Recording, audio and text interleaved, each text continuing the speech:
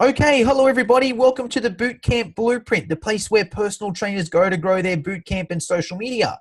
I'm your host, Jono, and I'm super excited because today we have one of the biggest names in the group fitness space. This person has over 20 years experience teaching classes, good classes, bad classes, good gyms, bad gyms. In terms of group fitness and gym, she's seen it all. She's also the owner of the very popular Facebook group, the Global Instructor Village, where a lot of group fitness instructors go to ask her for advice and opinion and community. So without further ado, I want to introduce the one and only Miss Anne-Marie Pistakakis. Anne-Marie, how are you? And the crowd goes wild. Woo! Hey, That's the Jono, group how you doing, instructor in you buddy? there. Totally. How you doing, mate? I'm really good. Hey, Anne-Marie, I like to start all these interviews off with a quote or mantra that inspires you or fires you up. Have you got one for us? Oh, that's a good one. That's a tough one. Look, for me, it's about I don't know if it's actually a quote from somebody, but it's live each day like your last, because we don't know what's going to happen tomorrow. So I kind of live by that one, and try and practice what I preach. That's for sure. Love it. I saw that on Instagram just an hour ago, actually. Someone posted, if you had Really? 20, well, the quote was a little bit different. It was, if you had 24 hours to live, who would you call and what would you say? And what are you waiting for? And I'm like, wow, that sort of puts it in Yeah. perspective. So I love that. Hey, Anne-Marie, what I'd like to chat about today, you've obviously got a huge amount of experience in the group fitness space. And when it comes to teaching group fitness classes, I believe you know a thing or two. So what I'd like to share with my listeners is the perfect group fitness class. And I think you're the perfect person to tell us, because I believe, correct me if I'm wrong, but in my opinion, there's so much more to Hmm. being a good group fitness instructor than just rocking up to the gym and teaching a circuit class. Like, if you think that's what Oh, being a group fitness absolutely. instructor is, I don't think you're going to last 20 years like Anne-Marie. So that's what we're going to chat about. But just before we do, Anne-Marie, what I'd like to ask you is, you're obviously a class fan, but why do you like teaching classes? What is it about classes that you like? What made you get into that? Why not the one-on-one space? What is it about classes? Tell me the story. Yeah, absolutely. Look, I think for me, it's always been about community. Group fitness is about community. You can have, I guess, when you're doing PT and one-on-one, you impact one person's life at that moment in time. As group fitness instructor, you're impacting maybe 10, maybe 30, maybe 100 people at the one time. And you're bringing people together. And what I love about it is there's that sense of belonging, that sense of, again, I'll use the word community, but they come back week after week after week. And look, I agree you're going to get that with personal training. However, I love, I guess, knowing that I can impact someone's life with other people around them. And it's also about connecting them to other people. So, when I see them waiting at the door or saying hello to each other or giving each other a hug, I know that I've had, some kind of impact in that relationship building too. So for me, people, engagement, community, relationship building, that's what I love about group fitness. And that's why I'm still doing it. Love it, love it. And I have to agree 100%. And I think community is so underrated in life. I don't think people understand how important community is, especially in a gym setting. I was reading this book the other day and they were explaining community. And they were like, when it comes to property, people understand that, right? People are going to spend more Mm, money on a worse house because it's in a nicer community, because the people are nicer, because it's a nice community. And we're talking about a lot yeah. of money there. So that's how powerful community can be. So that's why I think it's so important in a gym setting, because really a good gym is a dime a dozen, right? Open up a store with a bench press and some squat racks. They're everywhere. They're in my garage. But to find a place with a good community is a lot tougher. So I love that there. Just before we get into it, Anne-Marie, how did you get started in the group fitness side of things? Well, look, mate, I've grown up, I guess, dancing my whole life and playing sports. So throughout school, I would love to be in every sport possible. And my auntie has a famous dancing school in Melbourne that I grew up with, in that industry, I guess. And so performing and being in front of people was something that came naturally. I guess, moved out of high school and started going to my local gym down in Melbourne, and was loving the classes. And I went, you know what? I can do that. I want to be that person. So I got involved. And at the time, if I remember back to the very first class I participated in, it was called Aero Strike. And it was a bit like Taibo. It was probably a really terrible class now looking back on it, but I loved it. And I just went, you know what?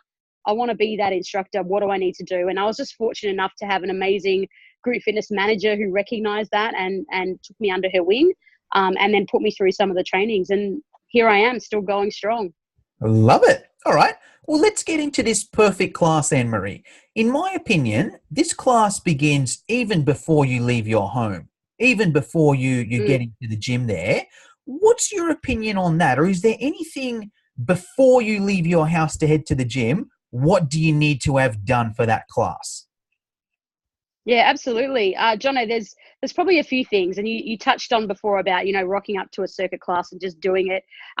Myself, what works for me and what I do all the time is it also comes down to what I'm wearing. So depending on the particular class I'm teaching, I need to make sure I'm wearing the right clothes for that. So if I'm going to teach a spinning class, I'm going to be dressed in, some tight leggings or bike shorts. If I'm going to teach a dance class, I'm going to be wearing some baggy clothing. So for me, it's really important to look authentic to the program you're going to teach. So obviously that takes the planning.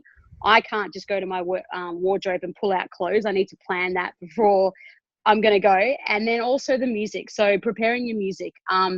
Some instructors can rock up and press play and bang, off they go. But for me, it's about knowing exactly what I'm teaching. The music's ready, the iPod's charged, the backup CDs are there just in case. So it really is the planning and the preparation of what's going to go into the class, how you look. And if there's something that's been going on personally, you need to get out of that headspace and go, okay, now I'm going to my class. What's the right mental space I need to be in for these people? So there's those are just a couple of things, but they're really important things for me. Yeah. What about, so we'll get to, actually, no, let's start with those, then we'll delve even a bit further still. So I agree with those as well. And also my background's a bit different. My background's more, being that male in the outdoor boot camp side of things, which is about as different as you get to the whole, dancing and the gym sort of thing. But still, if you're like me listening and you're a male, hey, what you wear still matters. Like, you want to look somewhat, absolutely 100%. Like, you want to look somewhat fit. You want to look somewhat like a trainer, right? You don't want to go there in your baggiest clothes. Like, it's just not motivating. No one's going to look at that and be like, oh, no. Is that the trainer, or is that just, one of the other people around there? It. So that's key there. And even if you have a bit of a style as well, I like those shirts that have those funny memes on them and that sort of thing. Like, I just flexed and my sleeves came off, or if it's got impact across there or beast mode, like that. Yeah. I find that's my style, but I feel it also works well. And I'm not a hard ass or anything, but just by, having that little, those little things there, it makes a difference. And then same thing with music as well. That can make or break a class in a boot camp setting, because because boot camp's not choreographed, right? If you're doing a choreograph, music is like essential, right? Or even a dance class, it's essential. Yeah. But still in a boot camp, if your music isn't motivating, the mood's just going to drop down there. And if your music is motivating, even if your workout is a little bit boring, which it shouldn't be, but worst case scenario, say your workout is a little bit boring, that music can make it less boring. So I think that's absolutely as well. And even just the transitions in the songs. Sometimes you download a song or you've got it on Spotify, and the end of the song there's like 10 seconds with nothing saying. Like, that just ruins the mood. So if you can screen through your tracks and make sure nothing like that is there. So that's cool. Let's go further still. There's a couple other things I'd like to touch on. I'd like to get your opinion. One's obviously the class. Like, you obviously write the class beforehand.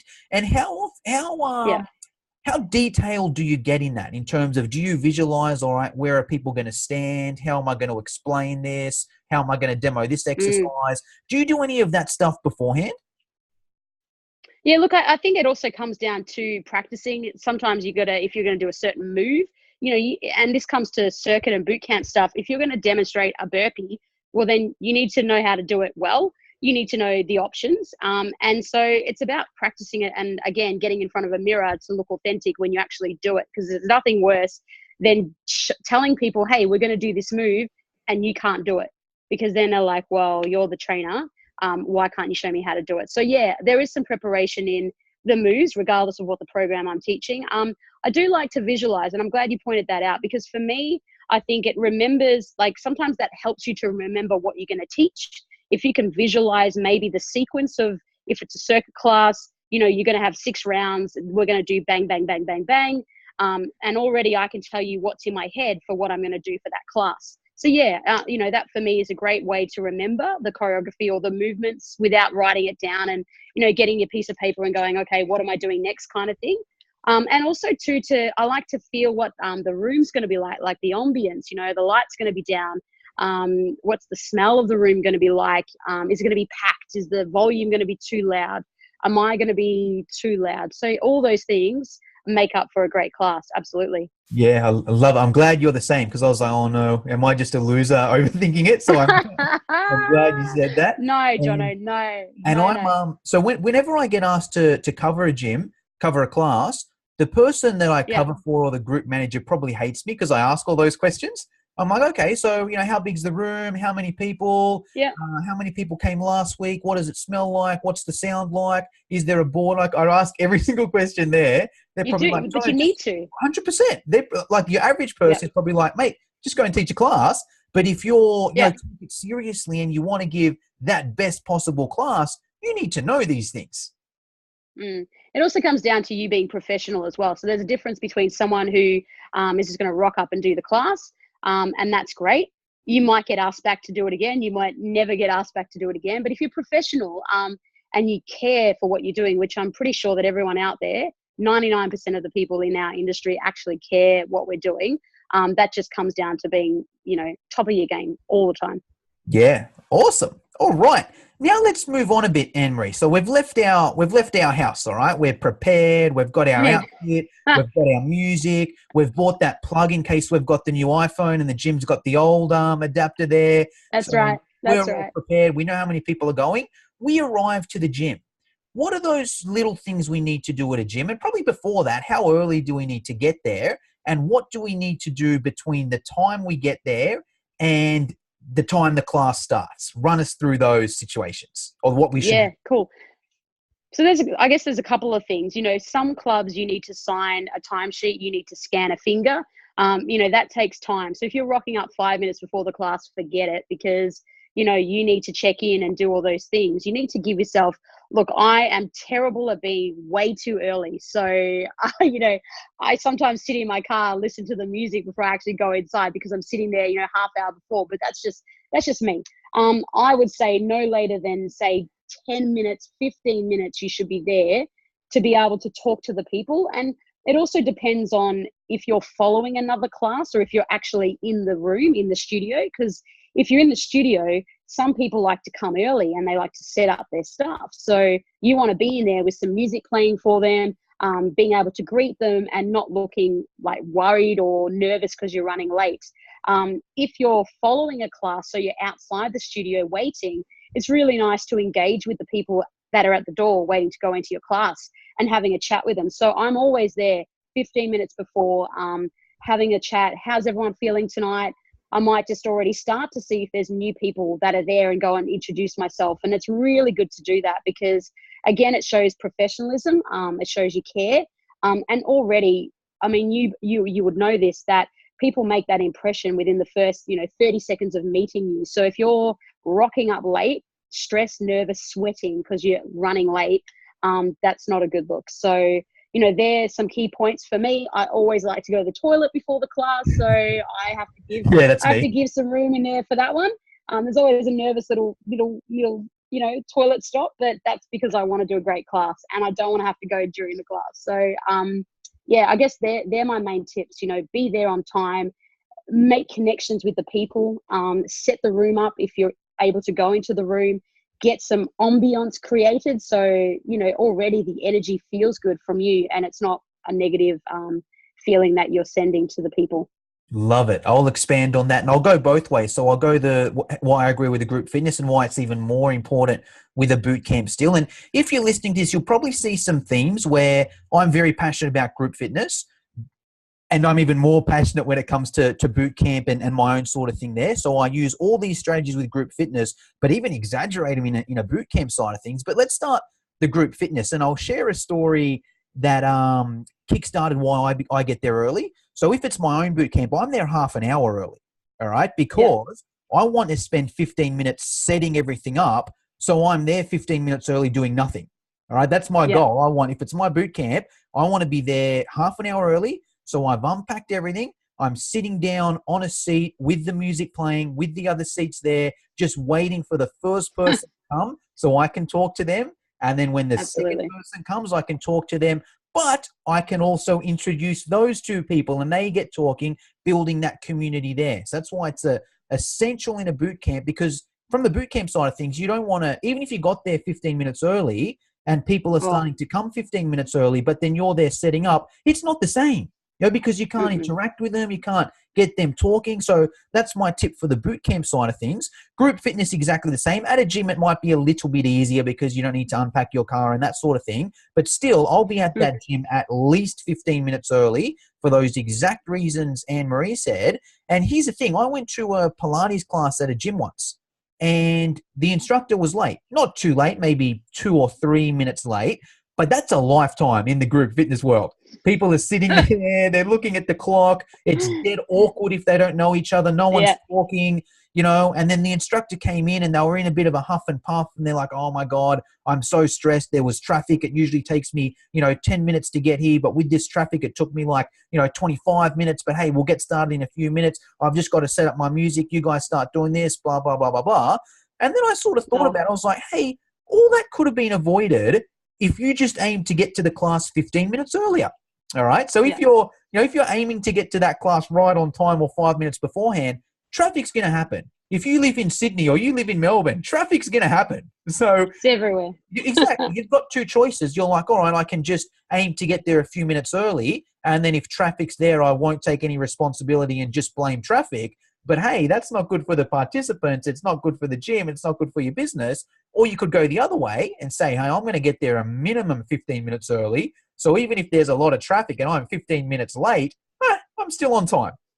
So I love that side of thing there. All right, now let's move on, Annie. So we've prepared our class. We've got there 15 minutes early. The room's either set up, the sound's working, the music's working. We've introduced ourselves to the newbies. They already know us and like us and feel comfortable. How do we start the class? Is there anything in particular we need to do at the start of the class? Yeah, look, I'm sure you do the same thing with your boot camps, and deciding on introducing you. So you're introducing yourself. You're checking for new people. It's really important because you don't want to be signaling them out, but you also want them to feel welcomed, as you just said.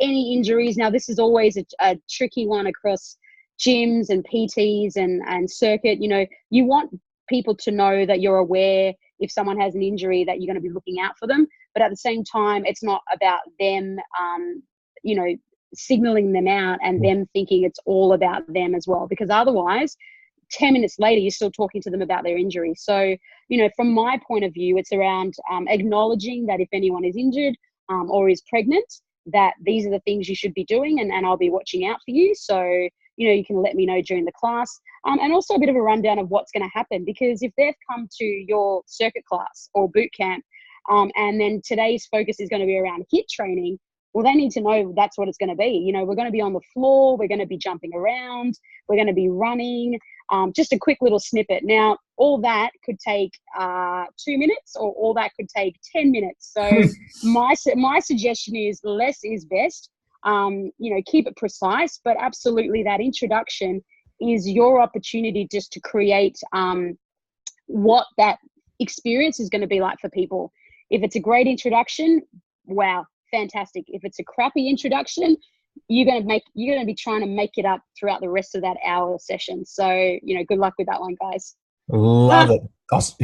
I love that for so many reasons. And even let's take a pause there. Can you see the professionalism of Anne-Marie there? We haven't even started the class, and look how much work has been done before that. You're setting yourself up for success. From that point there, even if your class is okay, you've done all these things to just lift it from being okay to being good.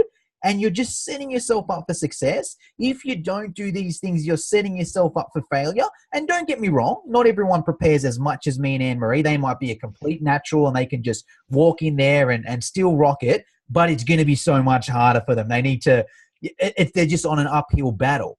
Now, I want to just summarize what Anne-Marie said there, because it's the exact same in boot camp. What I like to do from a boot camp side of things is even get people warmed up as quick as possible. So I'm like, all right, guys, welcome. It's boot camp. Or if you're in a gym, hey, it's the circuit class today. My name's Jono. Just quick show of hands. Who's done this class before? A couple people. Yep, sweet. First timers. Yep, cool. Couple first timers. So, hey, today we're going to do HIIT. We'll get everyone warmed up, and I'll explain what you're doing as we're getting warmed up. Everyone's warming up. All right, so hey guys, as you're warming up, if anyone's got any injuries, come up and let me know now. I'm just going to be to the side for the next couple minutes here. Any injuries, come up and let me know. So I find that works really well because it doesn't single people out. They sort of know, okay, cool, we can get started. Yeah. Everyone's warming up. I'm not holding up the class. I can come and speak to this guy on the side, and that sort of cuts into my time there. So it gives me, instead of just getting everyone chilling there for 5 minutes, so I go, all right, I'll spend a few seconds, get people warmed up, and then do some of that during the warm-up. So I love how you mentioned those things there.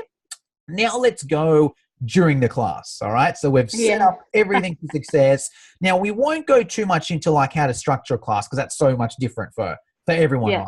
But what are some key pointers that you think that any trainer could implement and would make their class better, whether it's Zumba, whether it's circuit, whether it's boot camp, whether it's spin cycle? What are some things that any instructor can do to make it better? Because I'll go from the boot camp side of view. There's nothing worse than you might have an awesome class, an awesome workout, but if you're just standing up the front with a stopwatch, 10 seconds to go, 5 seconds to go, next exercise, you could have the fanciest workout in the world. I'm walking straight out. So what tips can you give? And not saying everyone has to be the super energetic group fitness instructor or the hard-ass boot camp, but there's always little things that any trainer can do. What are your suggestions there?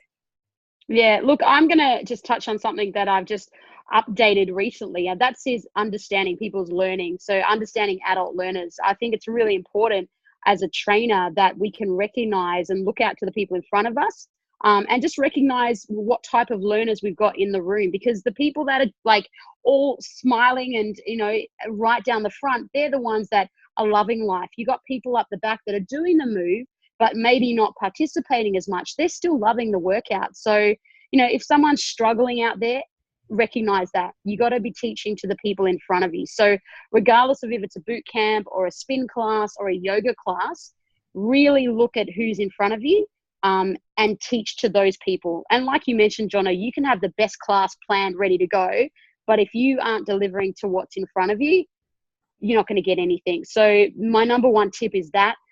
Obviously, can they hear you? So if you're wearing a microphone, is it loud enough? Are you screaming into the microphone? Do you sound like you're a sergeant major, or are you too soft like a mouse? You need to make sure that people can hear you and that your language is clear and easy to follow.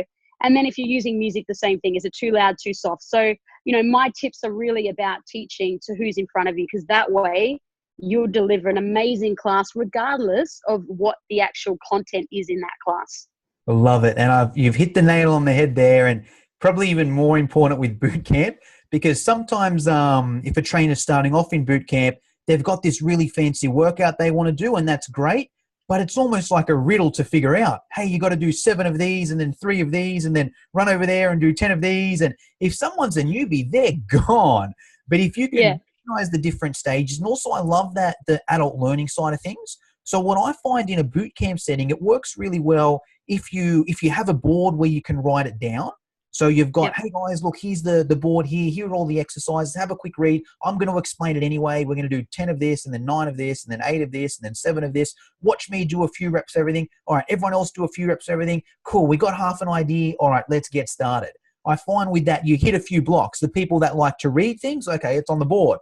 The people that just want to hear you explain it, cool, they've heard you explain it. The people that just want to get out there and do it and do a few reps or watch you do a few reps, they've done that as well. So that caters to different people there. And I think the mic or the voice is a huge thing.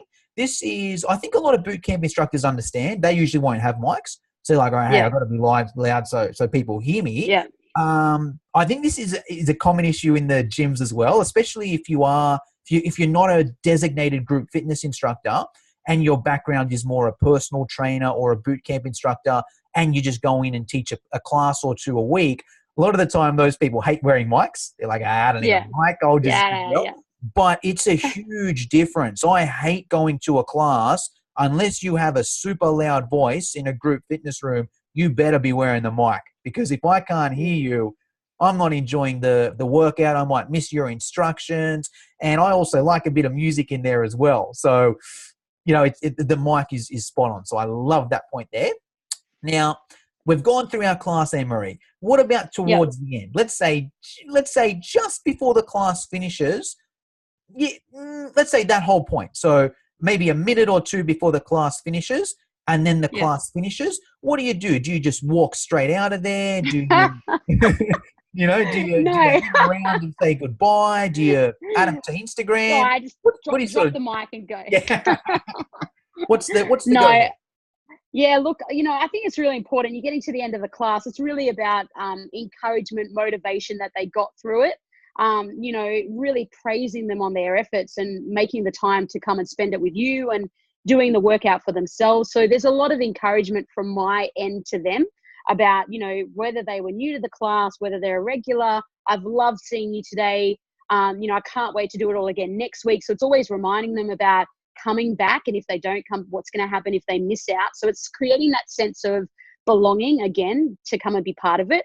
And absolutely, I don't just rush out. So I will be saying, if you've got some feedback, if you've got some questions, either come and see me or I'll be just outside. So again, depending on if you're in a boot camp, obviously you've got time outside to hang around. You don't have to rush off anywhere. Sometimes in a class, there's another class coming in, so you can't hang around the stage because the next instructor needs to get prepared. But I take them outside. In one of the clubs I teach at, we actually have a lounge, and I say, everybody, I'll be up in the lounge in just 5 minutes. So and that's where we meet and gather. So it really is important to, again, the start of a class is a great opportunity for you to build rapport with people, but the end of the class is just as important to say goodbye, to thank them, and to also answer any questions and actually show that you care. So I'm always hanging around at least 15 minutes, sometimes an hour after the class. Like tonight, in my dance class, we always get together at the end and have a bit of a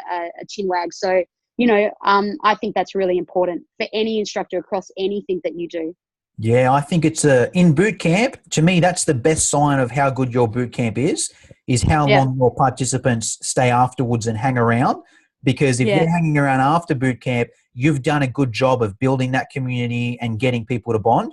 If you finish your boot camp and everyone's, obviously it depends, right? If it's a 6 a.m. and people are going to get to work, okay, fair enough. But especially, exactly, if it's a PM class, like that's a sign that's good. Oh, I don't want to get out of here and go home because I'd prefer to kick back with these people. That's a sign of how good your boot camp is going. And also beforehand as well. If people are getting there early because they just want to hang out with everyone else, that's a sign of how good it is. And to be honest, same thing in group fitness as well. You see those people, they get there early, they're hanging outside the door, they have a chat afterwards. Like, that's a sign of how good your community is. And that's up to the instructor. I think that's a lot of things that a lot of instructors or trainers don't understand. They might be like, my group's just not that friendly, or, these people just don't bond or whatever. It's up to the instructor to create that environment there. So I think that's a key point there. What about Anne-Marie? Completely after everything, you're back home. Is there anything you do there, or is it, okay, gym's gone, now I'm on to the rest of my life? Well, yeah, look, there's probably a lot of things. I mean, obviously, you're tired, but you're also, I know that I've got a lot of energy after my classes. So it's really trying to find a way to wind down, because I can't just go home and go to sleep. Like, I'm teaching most times in the nighttime. I know, I guess for boot camp, if you're teaching in the morning, you may then need to go to your job or whatever you do. So I find sometimes I come home and I'm very loud because I've been loud. So, it's trying to calm myself down. I don't do anything really in particular. Could I stretch to help my own body? Maybe. But for me, most of the time it's around getting some good food into me, and just trying to calm down and relax a little bit after, because you're giving so much, you're giving energy, you're giving your time. We've also got to think about how we mentally recover from being up so high and positive for these people, and that we love it, but we also need to think about how we're looking after ourselves. So that always plays on my mind when I come home, like, what am I doing for me? Yeah. Yeah, I agree 100%, especially in the boot camp world. And group fitness as well. You do a lot of PMs and then the next morning. And it's like if you finish that class at 7:30 and you hang out for 15 minutes, 15, 20 minutes chatting and then packing your car and then 15 minutes to get home and it's 8 o'clock and you've just gotten home and then you got to be back up at 5 and you're super pumped. You got to find a way to get back down pretty quick. So I love that. I also do, one thing I do actually, I do a quick analysis of the class as well. So afterwards I sit down, all right, how did that go? What went well? Oh, that drill went really good. I better, write that down and do it again. Or that drill didn't work well. I'm going to try it tomorrow, but I'm going to, tweak some things. Or, that person seemed a bit funny today. I better text them and make sure they're all right. So I do make a few little notes in that as well after the session, which I find works well. But where I'd like to go from here, Anne-Marie, we're coming to the end of the podcast, but I'd like to just ask you some rapid questions. I've just written 5 down here, just some curious ones. Yeah, so I'll just ask them and just, let's keep it just short, simple, rapid fire questions. You ready? Sure. Fire away. Social media, should you add participants or is that unprofessional? Good question. Me personally, I do. I think you should. It depends on your profile type, if it's a public page or if it's a personal page. Yeah, I mean, it's a fine line. I do, because I want people to see who I am. I'm not hiding who I am. This is who I am, whether I'm teaching or whether I'm at home. So yeah, that's a tough question, mate. I would say yes, but you need to be careful that it doesn't get too weird. Love it. I agree. I'm a yes as well, but I understand it may not be the same for everyone. But I'm with you. I'm a yes there. Question 2, dating. Can you date a participant? I told you they were tough. I didn't warn you they were tough, did I? Look, can I just say that I guess you can't predict where love is going to be, right? I mean, if you make that connection with someone that ends up, you're marrying them, well, I guess you're a lucky person. Is it something, if you're just going to have some fun with it, I'd probably stay away from it. The reality is that you're there to change people's lives. But, if there's something that's more than a connection, then I don't know. That's a tough one, Jono. What do you stand on it? I say just be careful. 100%. I'd say be careful. 100%. Yeah. I'm the same. I think that couple things, that shouldn't be your goal. It shouldn't be, hey, I'm going to go and teach at a gym because there's all these hot girls there and I might pick one up and that's how I'm going to get in a relationship. I don't think that should be done. And I think you should have a bit of a line there. I think there should be, especially during the class anyway, and especially if it's a new sort of participant, there should be a huge line there, which is, hey, I'm the trainer, you're an instructor. But as we both know, you get friendly with participants. You might go out on weekends as a group of friends and that sort of thing there. And who knows what's going to happen. Maybe one thing leads to another and you end up being in a relationship. So I'm not going to say, look, it's a never, I'm not going to say it's a never, but I think it shouldn't be your goal to go in there and do it. I think there should be a line at the start. And I think it's also a bit different, boot camp and group fitness. So I think if it's your own boot camp, I wouldn't do it for my own boot camp. I've got a rule. I'll never date my own boot camp clients. That's more a personal one because I just, it's too messy, but I have heard stories where people have dated and it's been successful or whatever, and that's fine. But my personal opinion, my own business, my boot camp, no way. If it's a gym, sort of, a coming and going, a little bit different. There's still that wall, but... it's, I guess same as the other question, right? Short answer is no, but look, some things are going Yeah, exactly. You can't control everything, right? So Exactly. All right, next one. Most embarrassing thing you've ever done in a class? Oh, well, I think so most times I teach 2 classes or 3 classes back to back, right? And I go and change. So I will have my clothes, I grab them, and I run from the studio to the change room. and I think I dropped my undies once. As I was running, they fell out of my hand. I was like, oh no. Yeah, that was quite embarrassing because, you know, there's a few men in my class from the previous one. So I just had to like make out they didn't see it. That's probably the most embarrassing. I've been lucky to not have fallen off the stage. I know many people have. Yeah, just hold on to your clothes tight when you are running for a quick change. That's I couldn't have thought of one more embarrassing, so I'm glad you've got that. Hey, Anne-Marie, we're coming to the end of the podcast here. Just before Yeah. we finish up with the closing questions, if any of my listeners are like, you know what, Annie, she sounds pretty cool, I want to keep in contact with her, where's the best place people should go? Should they add you on Facebook, Instagram, join the Global Instructor Village? What's the best place? Yeah. Jono, the best is for me would be Facebook and Instagram. So they're my personal channels, Anne-Marie Pistakakis. I do have Global Instructor Village. It is a private, closed, secret group, which, you know, because we've got so many members, with Facebook, you can't go back now. Once you go forward, you can't come back. So if someone's interested in joining the group, absolutely private message me and I can connect you to the group. But yeah, if you want to have a chat or pick my brain about anything, definitely Instagram, follow me up on there because I love to share what I'm doing. And Facebook is a great way as well. I love social media, so I'm on it. Me too. Just to confirm, so Anne-Marie Pistakakis, I'll put these in the show notes, but it's Anne, A-N-N, Marie, M-A-R-E, Pistakakis, Pistakikis. So that's Facebook. Yep. Instagram, Amazing Anne-Marie. That's right. Awesome. Now, hey, Annie, you're obviously a source of inspiration and education for a whole heap of other group fitness instructors out there.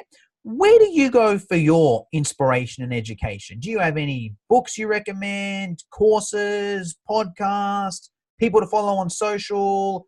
What's your take there? Yeah, look, for me, I really love listening to some TED podcasts and those motivational speakers. I was only listening to a lady the other day who spoke about being a domino and how she's a domino and you need to be a domino in this world to really have some impact. So I really love to listen to each day a quick TED talk that might be around motivation, inspiration. In terms of who I like to follow on social media, you know, I don't like, look, it's hard to say, but I don't really like people that are fake in any way. I love the real people. So to me, I actually follow a lot of my friends because they're real and I'm getting the real stories behind them. Yes, you know, it's really important to stay up to date with trends. So, you know, whether that's following, say, Equinox over in the US to see what's going on with those big health clubs, whether it's, you know, instructors and master trainers from different programs. But the reality is I love seeing real people doing real things. And so that's where I get my my inspiration from. All right. Love it. Well, hey, Anne-Marie, that's all we have time for today. Is there anything I forgot or is there anything I should have asked you but I didn't, or anything you want to leave us with? No, I'm really excited to have the opportunity to talk to you because, you know, even though I guess PT group fitness, you know, there has been or maybe still is this huge debate about, you know, what you should or shouldn't do. You know, I think it works both ways, that group fitness can really enhance the PT experience or the circuit or the boot camp experience, and vice versa. I think, you know, group fitness instructors can learn a lot from that one-on-one engagement that personal trainers do and how they structure their programs as well. So for me, Jono, you know, it's about we're all in this together, you know, regardless of what you do in the fitness world, you know, we're all part of one massive global community that are really trying to empower people to living a better, healthier lifestyle and really having happiness in their life. You know, we know what mental health does to people. And for me, I want to be a big advocate of that in this space because yes, we're changing people's lives, but I also want to look out for the instructors and the personal trainers because, I mean, we're just as important as well. And our own mental health is super important. So that maybe that's another day. But yeah, my thing is for everybody out there, look after yourself. You know, you are you. Don't change who you are because people love you for the person that you are. So yeah, I'll leave you on that note. Wow. I wasn't expecting that. I love it. There you go. Anne-Marie, thank you very much for your time and we'll be in touch. Amazing. Thanks, Jono.